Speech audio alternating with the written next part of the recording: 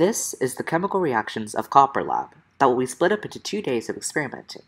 In this lab, we will experiment with solid copper metal as it will go through 5 different chemical reactions as well as physical means such as decanting. We will hope to determine the percent yield through recovering as much of the copper as we possibly can. Here's a list of equipment needed to successfully carry out this experiment. Without further ado, let's get the show on the road.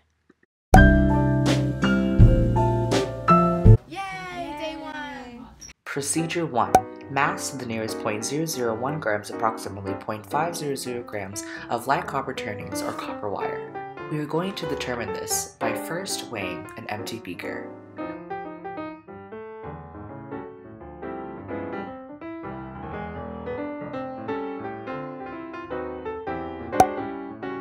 Then, we are going to weigh the mass of the beaker with copper turnings and calculate the difference between the two masses to obtain an accurate mass of copper turnings by itself.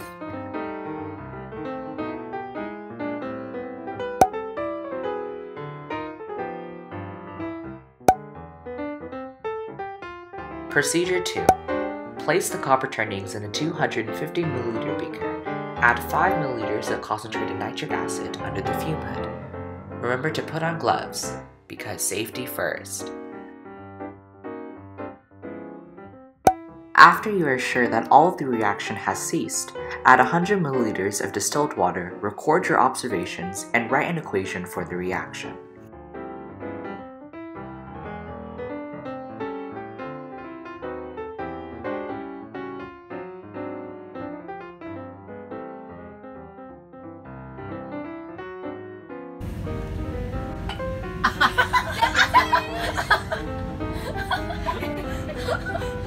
After a continuous watch over the reaction, we saw a distinct brown gas emerge from the beaker.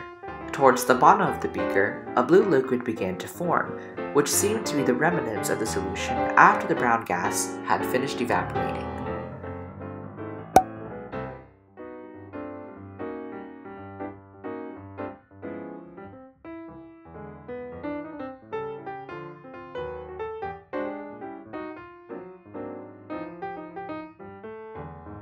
Procedure 3. After all the copper is dissolved and the reaction has ceased, add 30 ml of sodium hydroxide with a molarity of 3.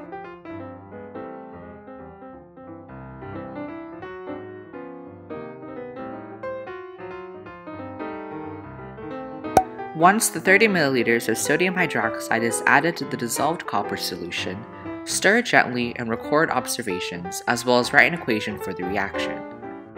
We noticed that as we continued stirring, the solution became darker, cloudier, and thicker with each increased mix.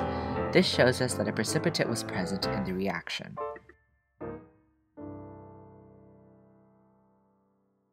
Procedure 4.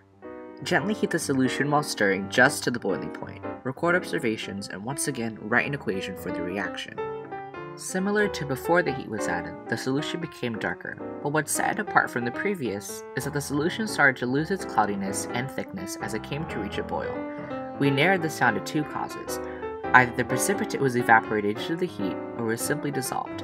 Alongside this shift in texture, the color changed from a blue heel to that of a more opaque black color. Allow the black copper 2 oxide to settle for several minutes. The top liquid should be colorless with no blue tint. If blue remains, add small amounts of sodium hydroxide until the solution is colorless.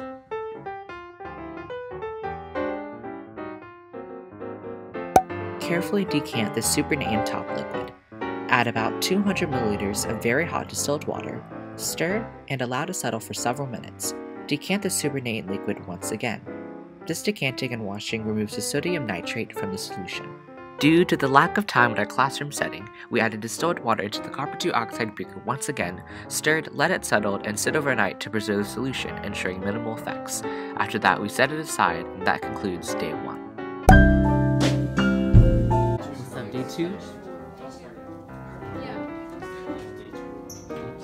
Because we left the copper 2 oxide overnight in distilled water, we had to start off day 2 by decanting the liquid once more before moving on to the next procedure. Procedure 5. Add 15 ml of sulfuric acid with a molarity of 6. Stir, record observations, and write an equation for the reaction.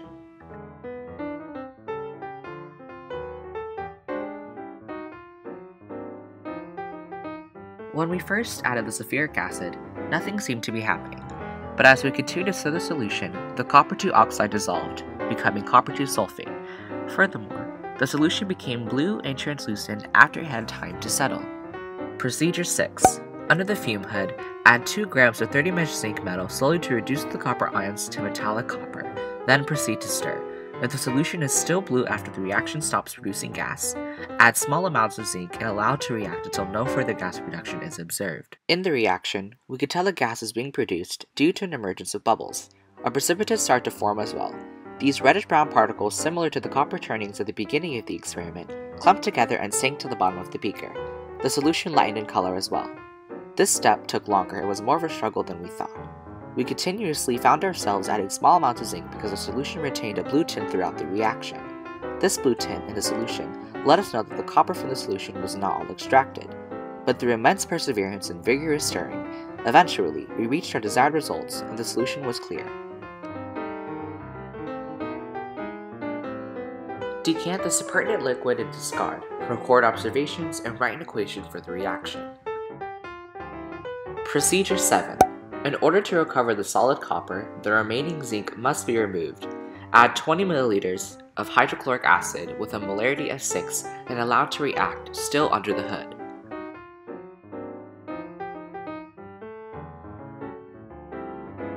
Procedure 8. Mass a porcelain evaporating dish to the nearest 0.001 grams, add 50 milliliters of distilled water to the beaker containing the copper, remove from the hood and stir. Decant the supernatant liquid and transfer the entire solid to the massed evaporating dish.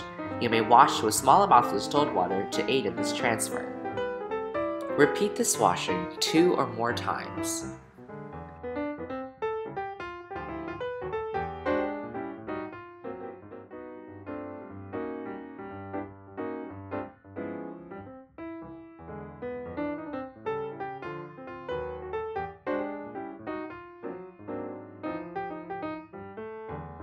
Procedure 9.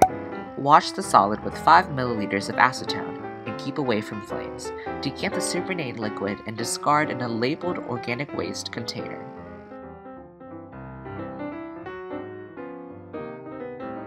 Procedure 10. Evaporate the remaining acetone by placing the evaporating dish on a hot plate. Stir the solid occasionally while drying. Cool the evaporating dish and weigh.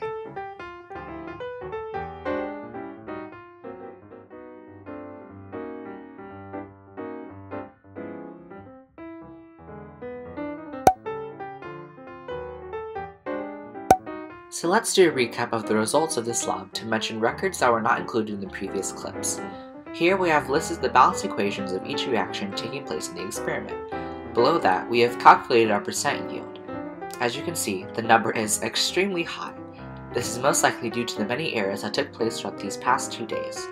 Although we'd love to verbalize all our errors and improvements, there will be a written portion of our questions, analysis, and conclusion attached to this video. Armed with that fact, this finally ends the chemical reactions of a copper lab.